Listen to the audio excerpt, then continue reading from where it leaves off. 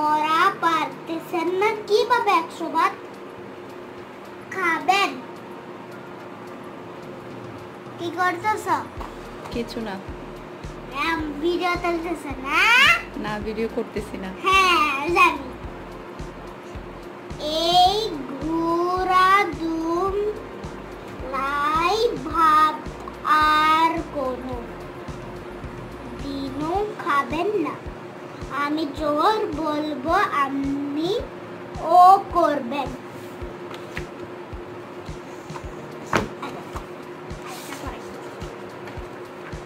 আমি তার কালকে তোমার কিটা করবো। কোনটা করাবো জানি কি করাবো।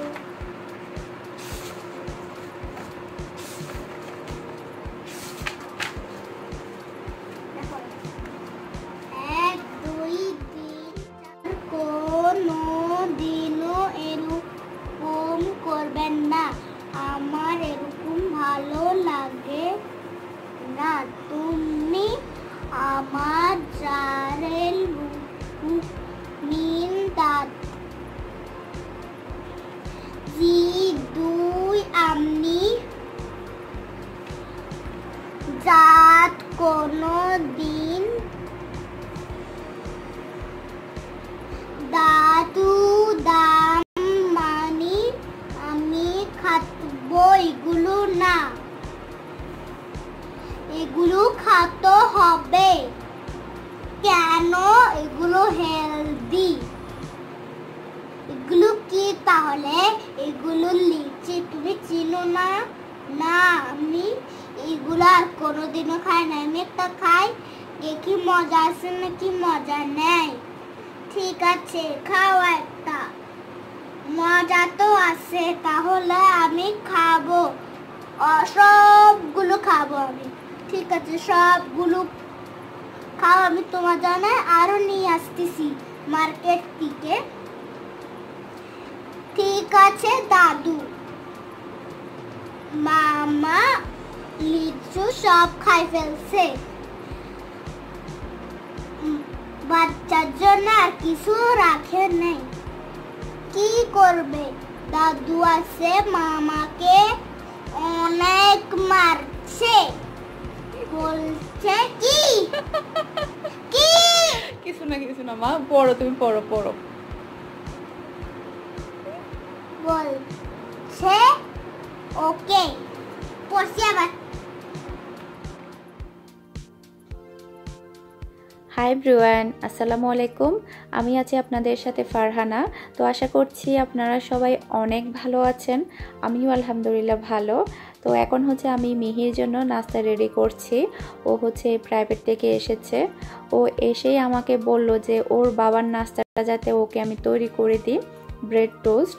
ওর বাবা হচ্ছে কয়েকদিন আগে ওদেরকে শিখিয়েছিল এই নাস্তাটা। তো ও যেহেতু বলল, তাই সাথে সাথে তৈরি করে দিচ্ছি। আর এটা তৈরি করা কিন্তু খুবই ইজি, সবাই কিন্তু পারে, যার কারণে এটা আর শেয়ার করছি না, বলছি না। মানে সবাই কিন্তু পারবে এই নাস্তাটা। আর এটা হচ্ছে আমি খুবই অল্প তেলে ওকে হচ্ছে আমি ফ্রাই করে দিব। আর ব্রেড কিন্তু একটু তেলের পরিমাণটা একটু বেশি খাই, যার কারণে অল্প তেলে ফ্রাই করাটাই সবচাইতে ভালো, স্বাস্থ্যসম্মত। তাই হচ্ছে আমি খুবই অল্প তেলে ওকে হচ্ছে আমি ফ্রাই করে দিচ্ছি। আশা করছি আমার আজকের এই ভিডিওটা আপনাদের কাছে ভালো লাগবে। আমার ভিডিওগুলো যদি আপনাদের কাছে ভালো লেগে থাকে, যারা এখনও আমার চ্যানেলটি সাবস্ক্রাইব করেননি তারা প্লিজ আমার চ্যানেলটি সাবস্ক্রাইব করে নেবেন। আর পাশে থাকা বেল আইকনটি অন করবেন, যাতে করে আমি যখনই নতুন ভিডিও আপলোড করব সবার আগে নোটিফিকেশন যাবে আপনার মোবাইলে। আর ভিডিওর মধ্যে একটা লাইক দিতে কিন্তু একদমই ভুলবেন না।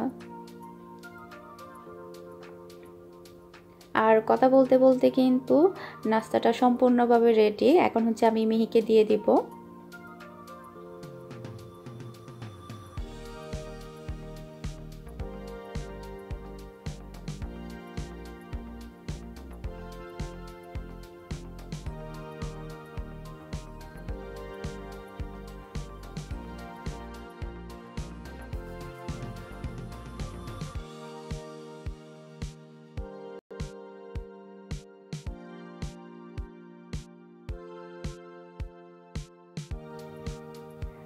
আগামীকালকে হচ্ছে আমি তালের পিঠা তৈরি করব, তো সেজন্য হচ্ছে আমি একটা নারকেল কেটে নিচ্ছি।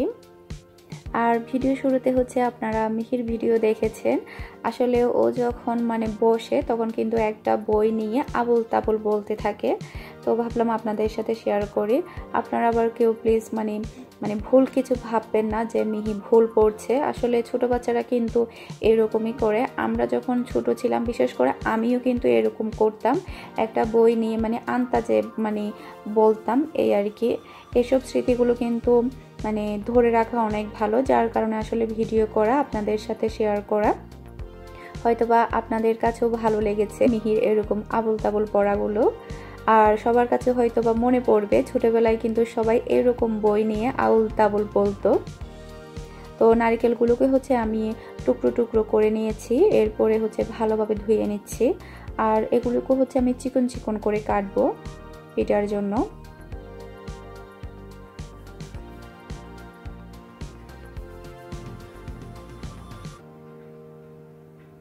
নারিকেলের কালো চামড়াগুলো হচ্ছে আমি ফেলে দিব, কারণ এগুলো থাকলে কেমন একটা তেমন ভালো লাগে না, কালো কালো লাগে। যদি ফেলে দেওয়া হয় তখন কিন্তু দেখতে খুবই ভালো লাগে। তো চামড়াগুলোকে হচ্ছে আমি ফেলে দিচ্ছি।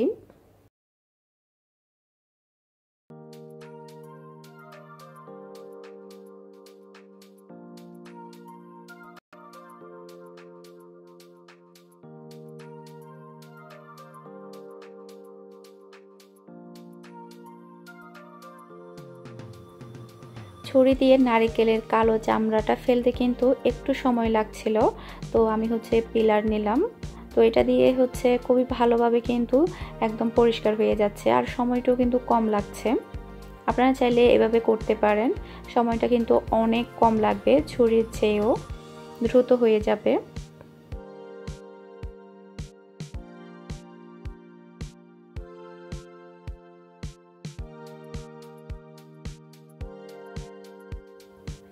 সবগুলো নারকেলের চামড়া হচ্ছে আমি পরিষ্কার করে নিয়েছি, এখন হচ্ছে আমি চিকন চিকন করে কেটে নেব। কোনো একটা পিঠার মধ্যে যদি নারকেলগুলো যদি চিকন চিকন করে দেওয়া হয় তাহলে কিন্তু খেতে খুবই ভালো লাগে।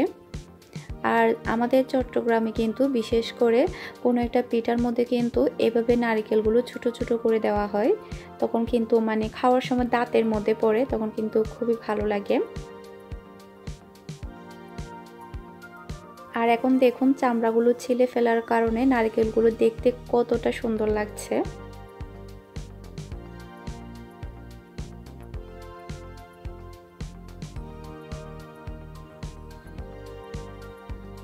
নারকেলগুলোকে হচ্ছে এখন আমি বক্স ভরে ডিপ ফ্রিজে রেখে দিব। আপনারা চাইলে এভাবে ছোট ছোট নারকেলকে কেটে ডিপ ফ্রিজে প্রায় কয়েক মাসের মতো সংরক্ষণ করতে পারবেন। চাইলে আপনারা ছোট ছোট একদম কোড়ানি দিয়ে কোড়াইও কিন্তু রাখতে পারবেন, তখনও কিন্তু অনেক ভালো লাগে। আর আমরা কিন্তু প্রায় সময় ফ্রোজেন নারকেলগুলো কিনে নিয়ে আসি, সেগুলো কিন্তু প্রায় কয়েক মাস পর্যন্ত রাখা যায়। তো আমি হচ্ছে রাতের জন্য হচ্ছে ডাল রান্না করব। দুপুরে রান্না করেছিলাম কিন্তু ডালটা রান্না করা হয়নি। মিহি আবার ডাল ছাড়া ভাত খেতে পারে না তেমন একটা, সেজন্য ভাবলাম ডালটা রান্না করি। আর আমাকে কয়েকটা আপু বলেছিল আমি যেভাবে ডালটা রান্না করি সেটা একটু যাতে শেয়ার করি, তো আজকে ভাবলাম আপনাদের সাথে শেয়ার করি। আর আমার হাতের সময়টা একটু কম, মানে আমার হাতে একটু কাজ আছে, যার কারণে আমি প্রেসার কুকারে রান্না করব যাতে তাড়াতাড়ি হয়ে যায়।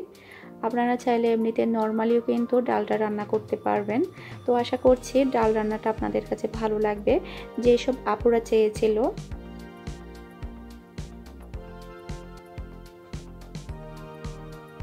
দিয়ে দিচ্ছি পেঁয়াজ আর হচ্ছে টমেটো। ডালের মধ্যে যদি টমেটো দেওয়া হয় তাহলে কিন্তু খেতে খুবই ভালো লাগে ডালটা। তারপরে দিয়ে দিচ্ছি সামান্য পরিমাণ করে হলুদের গুঁড়া। হলুদের গুঁড়াটা কিন্তু বেশি দিতে যাবেন না, যদি অতিরিক্ত দিয়ে দেন তাহলে ডালটা কিন্তু কালো কালো হয়ে যাবে, কালারটা কিন্তু আর সুন্দর হবে না। স্বাদ মতো লবণ দিয়ে দিচ্ছি, তারপরে হচ্ছে ঢাকনাটা লাগিয়ে দিব, মাত্র 2টা সিটি দিব, এর মধ্যে কিন্তু ডালটা সম্পূর্ণভাবে সেদ্ধ হয়ে যাবে।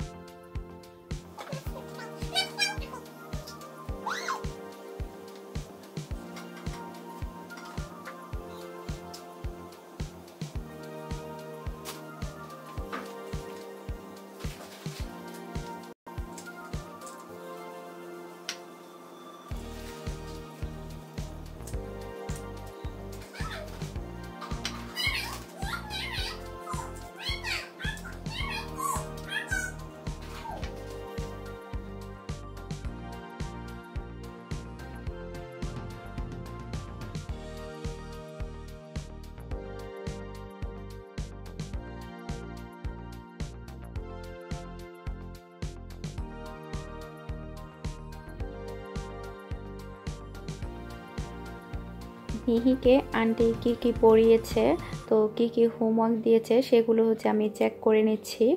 আর এগুলো হচ্ছে আমি প্রতিদিনই চেক করি। তো এগুলো চেক করতে করতে আপনাদের সাথে আমি একটা কথা শেয়ার করি। সেটা শেয়ার করার কারণ হচ্ছে আপনাদের সাথে তো মানে কম বেশি টুকিটাকি সব কথাই শেয়ার করা হয়, ভাবলাম এটাও শেয়ার করি। আমি এই মাসে ইউটিউব থেকে কত টাকা উঠিয়েছি, তারপরে হচ্ছে কেন উঠিয়েছি সেটা শেয়ার করি। আসলে ইউটিউব থেকে আমি কম বেশি যাই পাই আমার কিন্তু ওঠানো হয় না, কারণ প্রয়োজন হয় না। সেই জন্য হয়তোবা দেশে গেলে মানে উঠাবো, কিছু একটা করা যাবে দেশে গেলে, এই আর কি। আর মিহি হচ্ছে ড্রয়িং করেছে, সেগুলো হচ্ছে আপনাদেরকে দেখাচ্ছে, যেগুলো হচ্ছে ওর বাবা ওকে এঁকে দিয়েছে সেগুলো। তো ইউটিউব থেকে টাকা ওঠানোর কারণ হচ্ছে এই মাসে মানে আমি হচ্ছে ইউটিউব থেকে এই মাসে টাকা উঠিয়েছি 15,000 টাকা। তো আমার ননসের হচ্ছে একটা মোবাইল নষ্ট হয়ে গিয়েছে, ওনার হাতে যে মোবাইলটা আছে তো ওটা নষ্ট হয়ে গিয়েছে। তো উনি হচ্ছে মিহির বাবাকে বলেছে একটা মোবাইল পাঠানোর জন্য। তো আমি ভাবলাম ওনাকে মোবাইলটা আমিই দিই। তো আমি ওনাকে বলেছি যে ঠিক আছে আপা, মানে আপনার ভাইয়ের দিতে হবে না, মোবাইলটা আমি দিব আপনাকে, এই আর কি। তো সেজন্যই আসলে এই মাসে আমি যে টাকাটা পেয়েছি সেটা উঠিয়েছি 15,000 টাকা। মোবাইলটা হয়তো বা আমি কালকে কিংবা পরশুই মানে কিনবো, মানে পাঠাবো। আর কীরকম মোবাইল কিনবো সেটা তো আপনাদের সাথে শেয়ার করব। আর মোবাইলটা আসলে মানে আমার সাধ্য মতো, মানে আমার সাধ্যের মধ্যে যেরকম মানে সেরকমই, আহামরি কোনো একদম দামি মোবাইল কিনবো না, মানে আমার সাধ্য অনুযায়ী, এই আর কি। আর মিহির হচ্ছে এখানে কয়েকটা ভুল হয়েছে, সেগুলো হচ্ছে আমি চেক করে নিচ্ছি। তো আশা করছি আপনাদের কাছে ভালো লেগেছে আমি এই মাসে ইউটিউব থেকে কত টাকা উঠিয়েছি সেটা জানতে পেরে। আর আপনারা সবাই আমার জন্য দোয়া করবেন যাতে করে আমি সামনে আরও এগিয়ে যেতে পারি আপনাদের দোয়ায় আর ভালোবাসায়।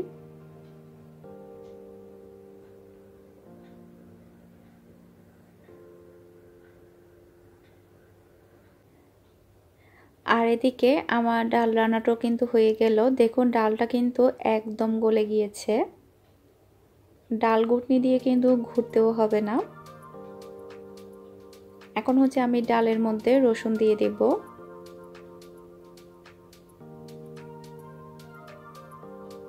আমি যখন নতুন নতুন ডাল রান্না করতাম আমার ডালও কিন্তু কালো হয়ে যেত, তেমন একটা সুন্দর হতো না। তো কেমন যেন মানে ওই কালো ভাবটা চলে গেল, এখন কিন্তু আর কালো হয় না। মানে আগে কেন কালো হতো সেটা বুঝতে পারতাম না। তো আমার কাছে মনে হয় কি মানে ডালের মধ্যে হলুদের পরিমাণটা বেশি হয়ে গেলে ডালটা কালো হয়ে যায়, তখন হয়তো বা আমি হলুদের পরিমাণটা বেশি দিয়ে দিতাম, যার কারণে ডালটা কালো হয়ে যেত, এই আর কি। তো হলুদের পরিমাণটা খুব বেশি দিতে যাবেন না, বেশি দিলে কিন্তু কালো হয়ে যাবে। আশা করছি আমার আজকের এই ভিডিওটা আপনাদের কাছে ভালো লেগেছে। আমার ভিডিও যদি আপনাদের কাছে ভালো লেগে থাকে, যারা এখনও চ্যানেলটি সাবস্ক্রাইব করেননি তারা প্লিজ চ্যানেলটি সাবস্ক্রাইব করে নেবেন আর পাশে থাকা বেল আইকনটি অন করবেন। আর ভিডিওর মধ্যে একটা লাইক দিতে কিন্তু একদমই ভুলবেন না। আজকের মতো বিদায় নিচ্ছি, সবাই ভালো থাকবেন, সুস্থ থাকবেন, আল্লাহ হাফেজ।